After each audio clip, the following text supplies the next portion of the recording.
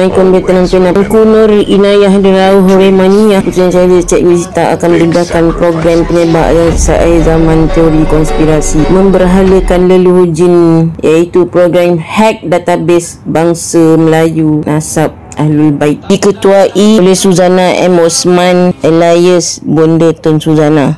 Setiap program adalah Khalid Yahya, penulis buku Nurani Ma'arif, Wala Teklit, Ketua Penyebar Ajaran Sesat At-Tamimi Anutan Al-Arqam JSBH pada 2020 telah bersekongkol dan membiarkan sahaja ritual sihir dilakukan oleh Amir Syahmi, Muhammad Ali dan Muhammad Nur Fahmi Nur Mas Ailan, Coach Fahmi Adam.